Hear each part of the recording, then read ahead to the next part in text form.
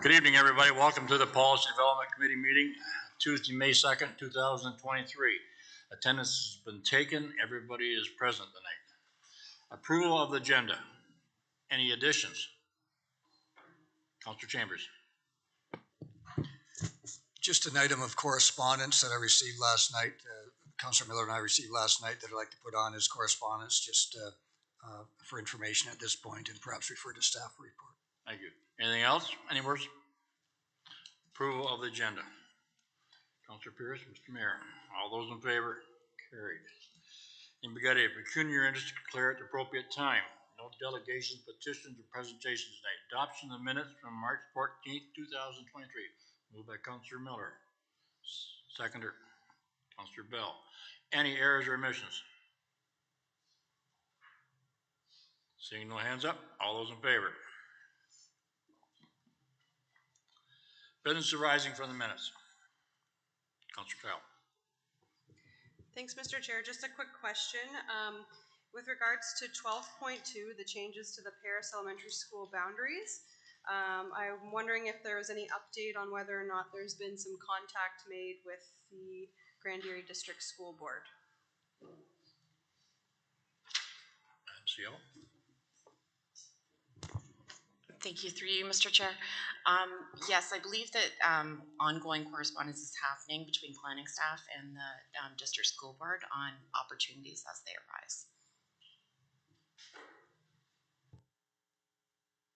Anything else? Seeing none. No consent items. No consent items to be approved or received. Staff reports, 8-1. Somebody want to move it to get it on the floor. Moved by Councilor Miller. Seconder, Councilor House. Questions? I hope there's lots of questions because Councilor Pierce wants to go here real early tonight, so. Seeing none, all those in favor? 8.2, County of Brant Long-Term Financial Plan Development. There is a recommendation. Moved by Councilor Pierce, Councilor Bell. Questions? Councilor Bell. Is it an opportunity to comment as well? Go ahead. Thank you, Mr. Chair. So first of all, I'm very glad to see this on the one hand, and as I just said to Heather Mifflin, I'm troubled by the fact it's not coming until the end of this year or even into the early part of next year. I really would have liked to have seen it in time for our budget deliberations, which will be in, I think, November, if I'm not mistaken. I do understand the challenges that staff face and the competing priorities, but at the same time, I see this as a document that is probably the highest level document we have. It will join all the dots of Master Transportation Plan, of all the servicing plans that we have, of the official plan, of previous budgets, and I will find it again difficult to reach a conclusion in the budget deliberations without having that oversight, that overarching picture of our financial position. And of course, in the last year, we've not even the last year, the last few months, we've had calls for finding $40 million to fund our contribution to the new hospital. We are going to be faced at some point with a decision: do we support a 26 or a 30 or a $40 million new library?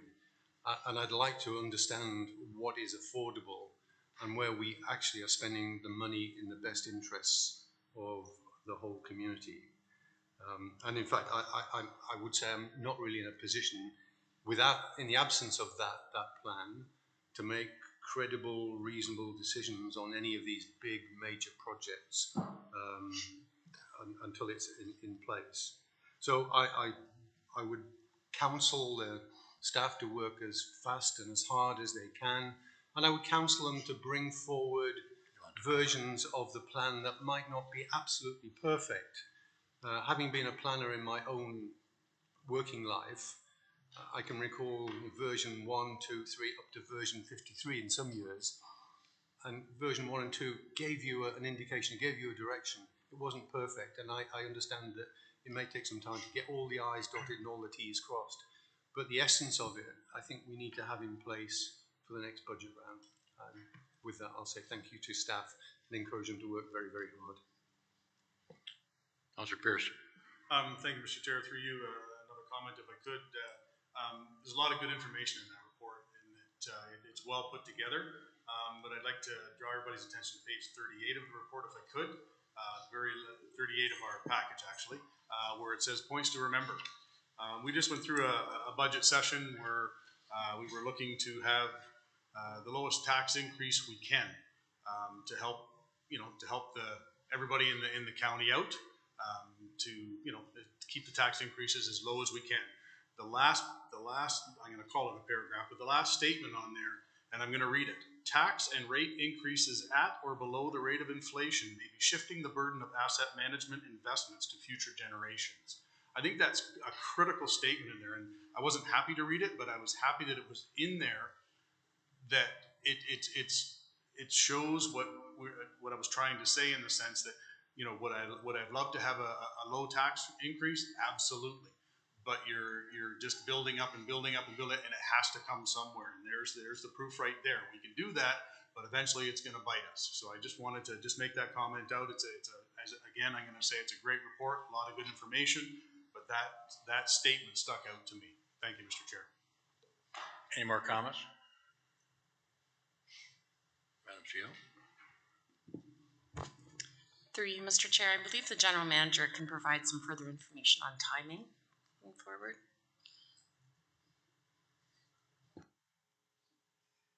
Good evening. Yeah, so we get, you guys want this report as soon as absolutely possible, and we'll work with the consultants to try to make that happen. We do think like December is probably a reasonable timeline in terms of, the asset management plan absolutely needs to flow into this. I mean, this plan isn't much without that piece.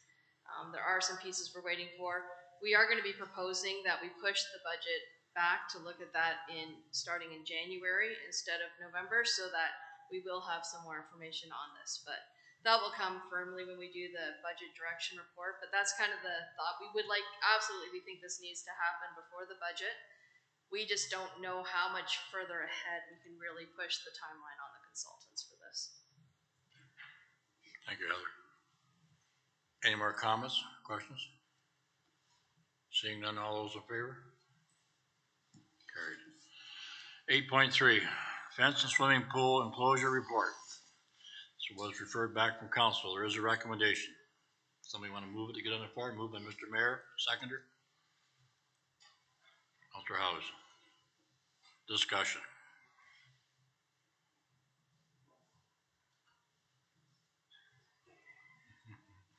Councilor Pierce. Thank you, Mr. Chair, through you. So I just want to confirm that I read the report properly.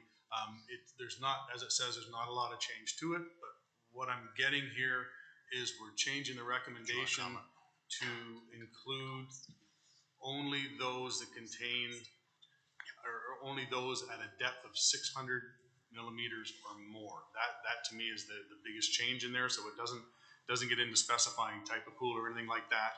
What we're basing things on is, I guess, the depth of the water or the pool itself. So that to me is what I'm picking out as really the only change in here. Am I correct in that assumption? Who wants to take that on? Through the chair to Councillor Pierce. Actually, that was already included in the last version of the bylaw that you saw. This version only has minor tweaks as identified on page 2 of the report. The definition of temporary pool is not included in the bylaw because the bylaw does not refer to the regulation of temporary pools. Really, the only change coming forward is that we're going to do some public outreach and to identify to the public when a pool permit is required and when enclosures are required. And of course, that is those that contain a depth of 600 millimeters or more of water. Thank you.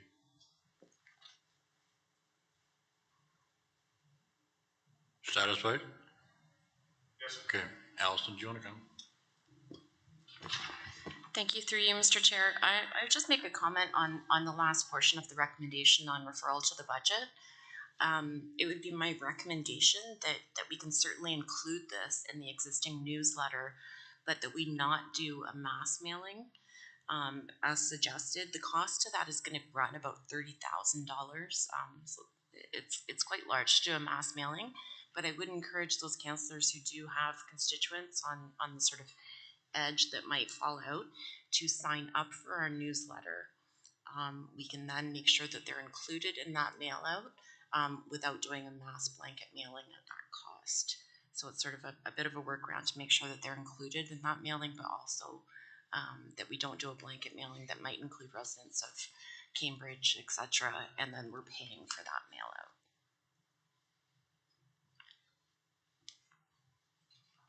Councillor Kyle. Thanks, Mr. Chair. Through you to Allison, appreciate the answer. I know I'd kind of given you a heads up that I plan to ask about that. I guess my question is, and I fully understand the costs with mass mailings. We do that at work as well, so I can appreciate that it's definitely not an inexpensive endeavor. However, I guess I'm wondering whether or not perhaps there's a different list that could be used to send out that information. So something like the tax bills, they go to everyone's house, nobody gets missed. So I know typically historically we use the postal codes to send out, but that does miss. A lot of the people, in particular with this bylaw, it disproportionately affects those in those areas that maybe don't receive the newsletter. So just wondering, and maybe it's too late for something like this, but going forward, if there's important bylaw type information that needs to get out to all residents, whether there's a better way rather than the mass mailing, because I do appreciate that it does add an additional cost, but if there was a way to streamline and make sure it gets to all households, I think that would be advisable. Through you, Mr. Chair, certainly I can suggest that staff bring back those various options and the costs associated with them for council direction at that time. Any more comments or questions? Councillor Chambers. Just, I know I'm going to be asked this question. I just want to confirm to get an answer because I know it's coming. So my question is, if someone has one of these pools that they buy at Canadian Tire for $300, and it's those inflatable rims that go up and it's about as deep as this thing here, are they going to have to put a fence around that or not?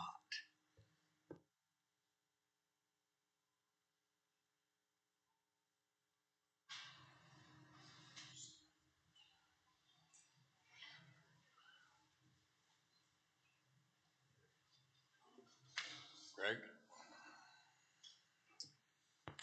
Through the chair to Councillor Chambers, that is correct.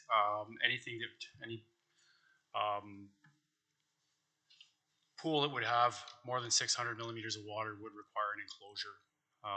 That's how we've devised the bylaw. That is on par with the other bylaws that we've seen across the province. I think part of the media campaign will be to educate people, to let them know that, you know, anything under 600 mils will require an enclosure. Anything under that wouldn't be considered a swimming pool, and therefore wouldn't require an enclosure. So I'm just trying to visualize this at 600 millimeters, 23 inches, it's about that much. It's going to require a fence around it according to this bylaw. Through the chair, yes, that's correct. So a Mr. Turtle wading pool Mr. Turtle. that could be that deep is going to require a fence around it. Yes, through the chair, that's correct. Councillor House. Thanks, Mr. Chair, through you.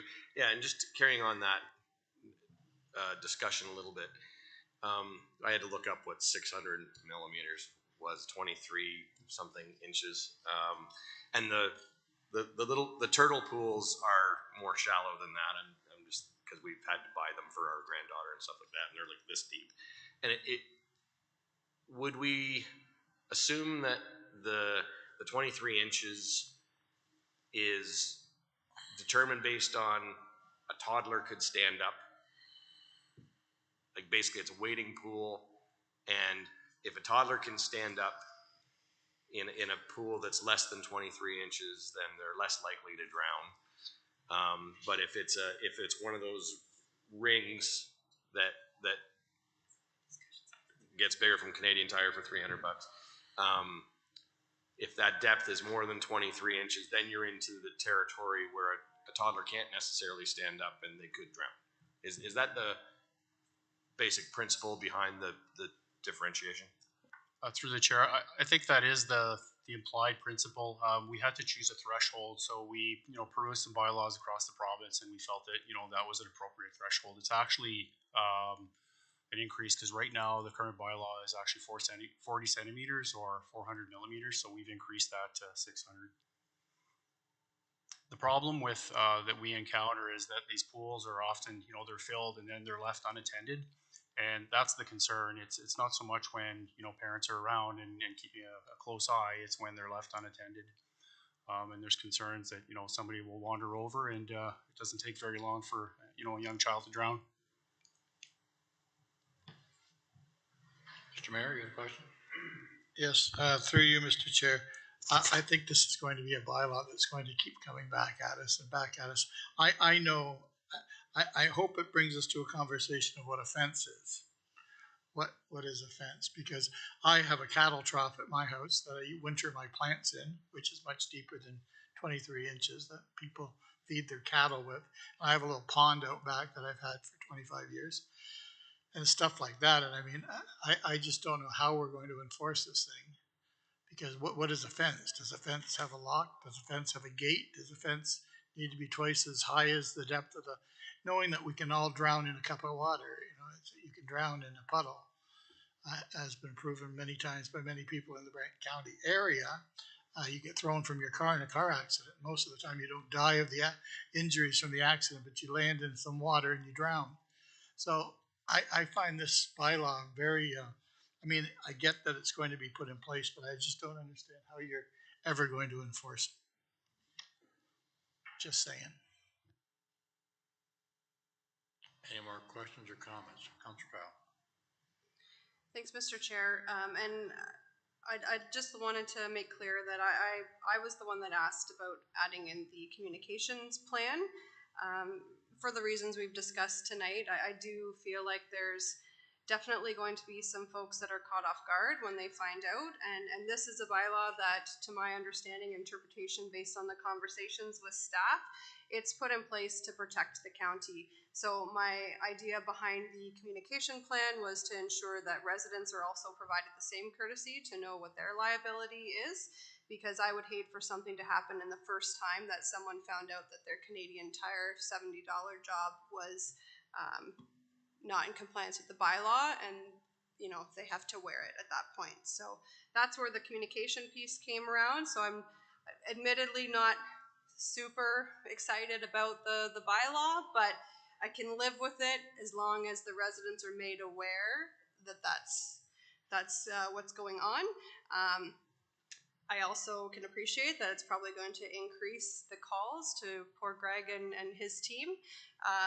But at the same time, again, I would sleep better at night knowing that residents are made aware that this is what the rules are, and that when they're standing in Walmart, or they're standing in Canadian Tire, contemplating that pool, that they know that they actually have to have a permit or a fence around it. Mr. Mayor? With that being said, Mr. Chair, then I don't think we can cherry pick the fact that we have to get it to everybody. If it's a $30,000 bill, that's what it is. If it's so important that we need to make it known to people for their own liability, then we have to tell everyone. We can't find a smaller list that's cheaper. If we have liability as a county to get the information out, then we have to get the information out. That's how I feel. Councilor McElveen. I would think that the possibility, rather than a separate flyer, would be included in our quarterly newsletter that we send out to the community, are in the tax papers that we send out or something along that line. It doesn't have to be necessarily a separate letter sent out to every individual county member, I would think. So there would be cheaper ways of disseminating the information, I would think. Councilor House. through you, Mr. Chair, that on that, I think that we've all seen the power of social media, good and bad. This will be one of those opportunities where social media will share the word for us. Like this will be a hot topic.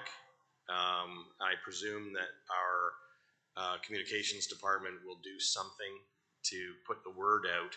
I think anybody who has a pool or a neighbor with a pool, there will be a lot of discussion amongst the community on this, because I think it'll be a hot topic. Counselor Chambers. Okay, I'm not going to support the bylaw because I think it's overkill. I believe that most of these pools act as fences themselves in some ways. I can see maybe restricting a ladder to get over them, but if you can climb over into that pool, you can climb over the fence that's around it. I think someone who in a temporary situation wants to put up a party pool, I'll call it, for their children or a party. I don't have a problem with that. I don't think we need our bylaw enforcement officer going out there and telling them that they need a fence, a temporary pool. What I'd sooner have to spend $30,000, if you're going to do that, is to have a program of pool safety, an awareness type campaign rather than a notice campaign that guess what, you got to put fences around your bylaw or your pools. So I think it's overkill, and I recognize that there are risks in the world, and I recognize that there may be some terrible situations occur because they're not fenced, but I think it's just a little bit too much to expect these type of pools to be fenced. And I'm not sure whether our neighboring municipalities have similar requirements, but I know when I drive through the country and the neighborhoods, there are dozens and dozens of these pools that all of a sudden people aren't going to expend money to put fences around them, so they're not going to be there. And I think water safety and parents who want to teach their children water safety in a back pool is much better than fencing them off and saying they can't use it. So I'm not going to support the bylaw. Any more questions or comments? Counselor Garneau. Mr. Chair, just ask for a recorded vote, please. Fair enough. Before we call the vote, any more comments, questions?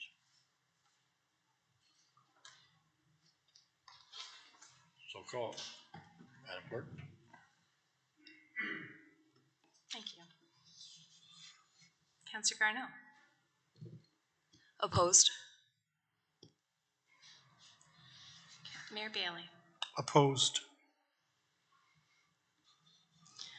Okay. Councillor Miller. I vote yes. Councillor Chambers. No. Councillor Pierce. No.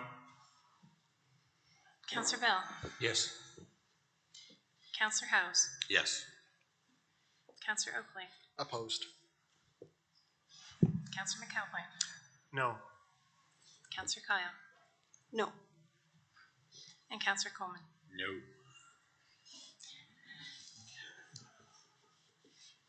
It's 3 versus 8. Motion is denied. Need a motion now.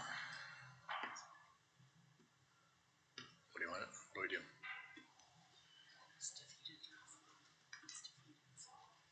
We drive on.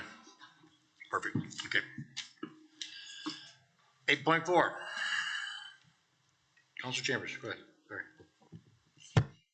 Just not to go backward, but my assumption is that the present pool fencing bylaw is still in place. This is. Okay. Am I right, Greg? Still intact? Yes, that's correct. Thank you. Save yourself steps. 8.4, Development Administration Penalty System. Report from Mr. Crozier. Somebody want to move it? Counselor Miller, second by Counselor Pierce. Questions? Adam is just chomping at the bit to get up here and answer your questions, so. Counselor Miller, thank you. Thank you, Mr. Chair. Just a question of clarification, and that is that this, I'll call it an APS, love the acronyms, is required, or we think it's required to implement the ASE, is that right? Through you, Mr. Chair, that's correct. So presently you can do ASE either through the Provincial Offences Act Court or through the emerging APS program. With Brantford, the capacity for ASE offenses probably isn't there, and even Brantford itself has indicated that they will proceed with their ASE program through an APS rather than going through the provincial court system. Okay, just to follow up, Mr. Chair, just a comment.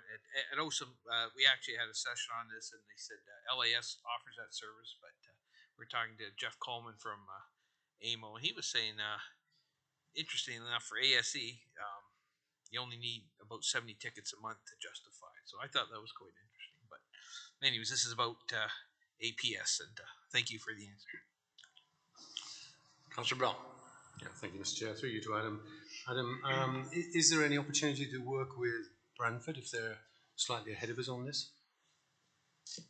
Through you, Mr. Chair. So the way that the APS is structured is that we have to employ the screening officers ourselves. In the report, I've noted that there's an opportunity at the hearing officer stage, which is sort of the second level, equivalent to like a justice of the peace, whereby we could share that appointment with them. So as I recommend, we're I believe just slightly ahead of Brantford right now in terms of developing an APS. So we would look to retain a hearing officer on a very short-term basis to get us established, and then due to the short-term nature of that, we would probably be in a position to have further discussions with Brantford about their interest in sharing a hearing officer.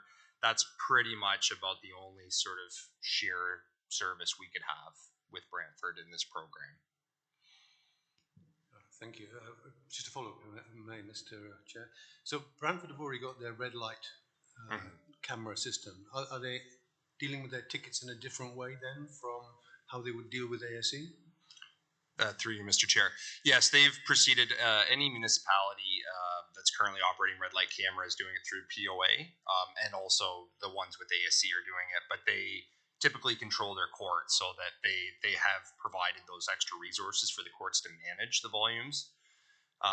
The ASE program's been established for about 3.5 years now, and I think what some of the conclusions that are coming to is that the volume associated with ASE is significantly more than red light camera. Red light camera tends to run at lower volumes just based off opportunity and, you know, the sheer fact that many people don't run red lights, but those who do get a ticket.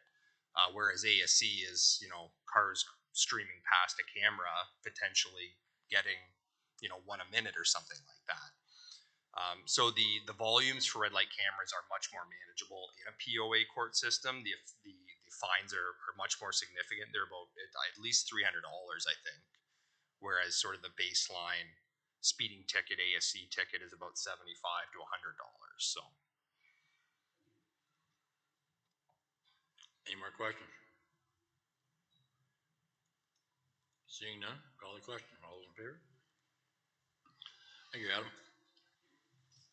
Development of stormwater management utility. And I know Mr. Walton is looking to speak. Somebody move it to get it on the floor. Councillor Kyle, Councillor Bell, second. Go ahead, Rob.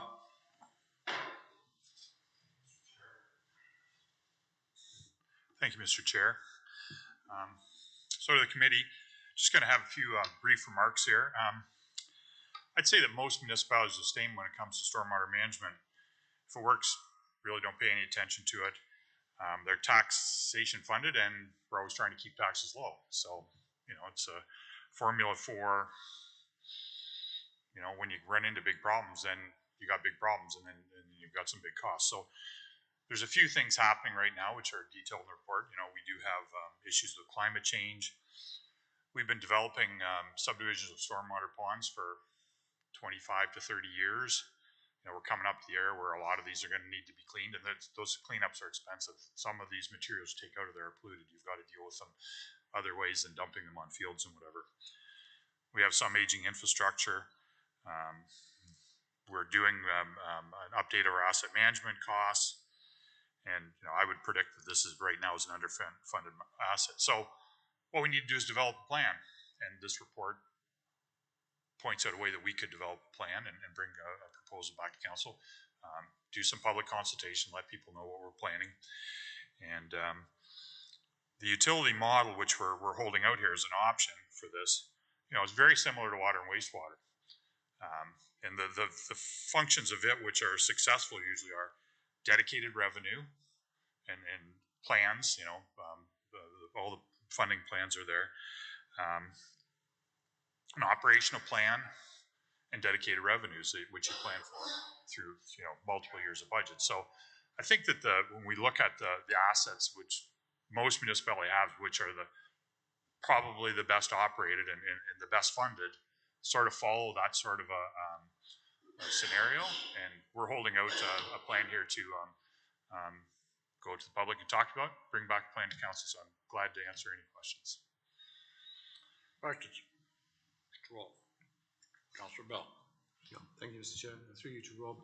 I think you answered the question I was going to ask you is this going to cost the taxpayer more? And the answer quite simply is yes, because we are underfunding, if I heard you correctly. Yeah. Through the chair to Councillor Bell, I think I did actually state in the report that right now the budget lines which fund this are about $525,000 a year, and I predicted there that it probably even now for operations needs to go to $1 million when we're considering things like the stormwater cleanouts and the like. And when we finalize off asset management, we'll know where that number really needs to be. So, second question. Yes. Thank you. Second question, if I may. Would you propose then that this would be an addition to the water rate structure? Through the chair to Councillor Bell. This would be different. Most of the stormwater bylaws are out there, and Mr. Crozier and I have analyzed quite a few of them, are based on property size and runoff characteristics. So as we stated in the report, usually most of the bylaws are anything less than 0.4 of a hectare or 4,000 square meters pays what we call the minimum fee. And then any others larger than that are based on the actual size of the property and the runoff characteristics. So if you're all asphalt and you have all runoff, you pay a higher rate than if you have grass areas and the like. Can get a little bit complicated, but once you have it set up, it's set up, and it's a prorating formula then. So that's the basis of most of those. And I've been at a webinar about this, and this is a standard that's used all over North America, and they've developed standards as to how you evaluate this, and most of them are quite similar. Yeah. So just a final question, so as a consequence of that, really my question was, would the taxpayer see it as an addition to his water bill, or would he see it as an addition to his property tax bill? Because I'm hoping that you're going to say it's on the water bill, and his property tax bill will go down a little bit to offset it. Through the chair to Councillor Bell. Actually, we could keep it on the tax bill as a bill, or we could put it on the utility bill. We'll evaluate what our costs either way are doing that. I know there are municipalities where they don't do water and wastewater billing, and they do it on their tax bill. But this, say $525,000, which is on taxes towards us right now, would be taken out of the tax levy and then you'd add the revenue for this into the dedicated storm sewer revenue. So yes, they should see some decrease on the tax bill. Well, actually all taxpayers will, because the tax bill goes to everybody.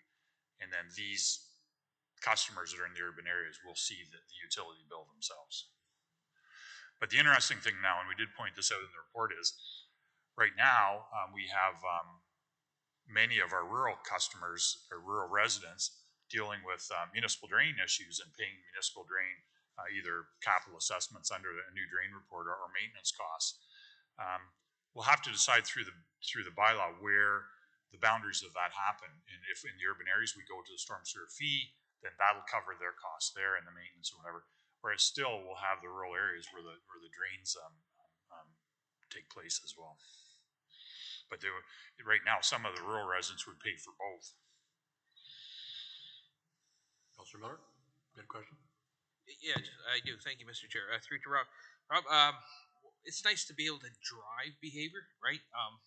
Behavior that you want residents to do, and I know you don't want to make it too complex, because you could get down to the nitty gritty and say, well, this residence, produces this much runoff, and this residence produces that much runoff. So I understand you want to keep it fairly simple, but is there any component to any of these other municipal models that you looked at where they actually don't just use a stick approach, but also a carrot approach? I'll give you an example. Say you have a Canadian Tire. They put a 20,000 square foot parking lot there, and then right beside them is I'll say Walmart. They have a 20,000 square foot parking lot as well. But one of them say goes the extra mile to help ground infiltration. Maybe they put in permeable pavers and things like that. Is there any component to this program do you see that could be used to encourage ground infiltration to prevent runoff? Absolutely, and I did look up, when we were writing this report, I was looking at some of the bylaws, and I believe I came across Kitchener where there's an application for reduction of the charge due to measures that have been undertaken on property which reduce runoff. So that is a component of some of them, and we certainly could look at that as an incentive. Usually on the smaller properties, what you deal with them is you deal with what we call the minimum charge. And then to keep that simple, it's pretty hard to have, because you need to have a certain amount of revenue too. So, but I think incentive programs could be a valuable part of this. Okay, yeah, and you got to balance that with the complexity of the program. But boy, I'd really like to see that because, as everybody knows, the storms they tend to get a little worse as time goes on. So, okay, thank you, Rob. Councilor Chambers. Yeah, I was going to mention the same thing Councilor Miller did. Waterloo is one of the municipalities that is big on low impact development, and they incentivize parking lot reduction, runoff, et cetera. So there are systems in place that reward people for infiltration, which puts additional costs on the people who don't. And this is one of those things that some people are going to like it and some people are going to not like it. And it's going to be up to the staff to do the consultation and up to the council to decide who they're going to listen to, the people that like it or the people that don't like it. Any more questions? Call the question. All those in favor? Carried. Thank you, Rob. Communications, Councilor Chambers. You had an item. Yes, thank you, Mr. Chairman. I have it on my cell phone. Received an email last night from the Burford Optimist Club, who are in the midst of doing a skateboard park project, and they are doing a fundraiser, and they are renting a county facility to have a concert or something to that effect, and they're asking that the fee be waived because of the fact that they're raising money for a county facility in the end. So they're thinking that why should they have to pay a rental fee when the money is going right back to the county? So the long and short of it is, what I'm suggesting is that I will circulate that email. Councilor Miller has it. I think Councilor Miller circulated it to staff, but I'll circulate that email and for committee's information and ask that it be put on perhaps for a staff response to that, something of a policy, maybe of forgiveness of rental or something like that effect. The email will speak for itself, so I'm just forwarding it as correspondence at this point, asking that it be referred to staff for further investigation. Point taken.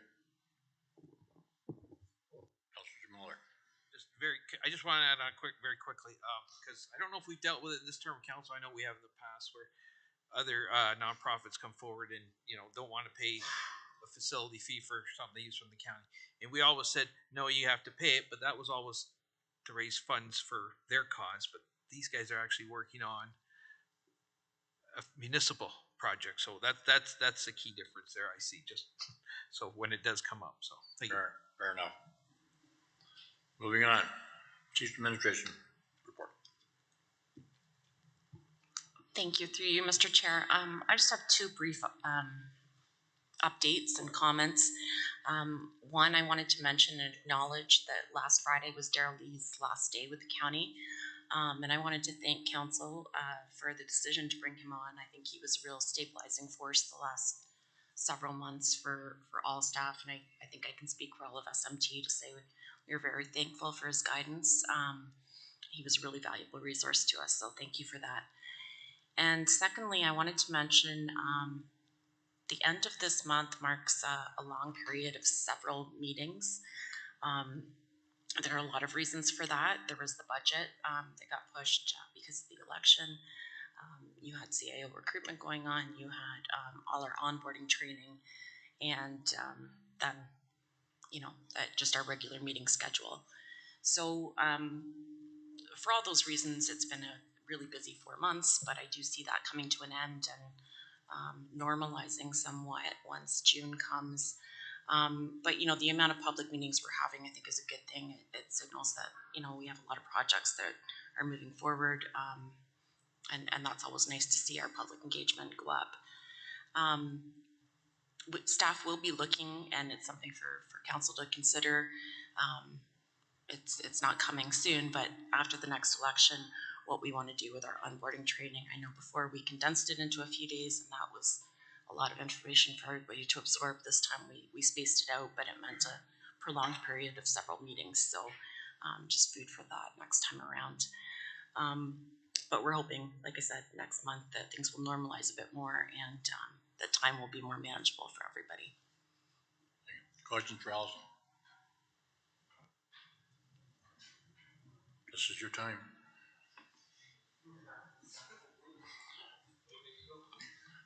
Well, first month, good. Moving on, other business. Go ahead, Councilor Chambers. I just forwarded that email to the councilors, and I'm assuming that it will come back at some point. I circulated Allison, Cindy, and the councilors in there, Bailey. Thank you. I didn't mention this at the start, and I never thought about it until I looked over there at that wall. And all the pictures of we've done before in the offices and mills and the bridges and all that. One thing that Councilor Chambers and I have talked about is the warden's room at Burford office. Those pictures of past wardens, some of us got family in there, some of the present members themselves, should be over here in the council chambers so the public could see. I would really like to see that happen, possible. Mr. Mayor, thank you. You know what, I think that too, and we talked about it when we were redoing this, and we didn't want to offend anyone in Burford because obviously the room has been built around the photographs. We have the same situation at the John Noble home. It's very obvious that the pictures should be in the room that they're in. And so I don't know whether you need a motion or whatever, but I would work with staff to have that brought here, those pictures and some of the maps and other things that should be here. I'll work with staff to bring them here and fit them in if council feels confident enough to give that direction. I would be happy to do that as soon as possible. Thank you. Councilor Chambers? I will second that motion and be glad to have my picture on when I was 40 years old. You had hair? I appreciate that, Mr. Mayor, and I think it was a great idea when we did it at the start, but the public was there for meetings, and they're not there anymore like it used to be when we had public works and liaison committees for the water and wastewater and all that back then. So I think it's time that they were all in one. So thank you. As long as you direct staff in Burford not to give me the stink eye when I take them off the wall. Thank you. Oh, you can sneak in, I'll bet. Did you make that a motion? Any discussion on the motion? Call the question. Thank you. Motion to go in camera. Councilor Pierce, Councilor Howes. All those in favor? Pardon? What motion?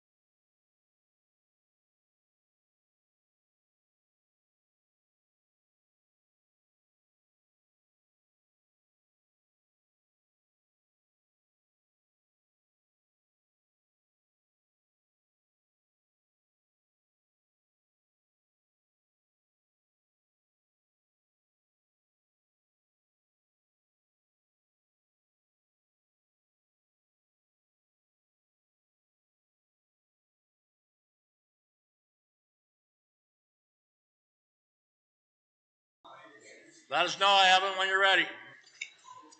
We're ready. Move for adjournment, Councilor Pierce. Thank you, we're adjourned.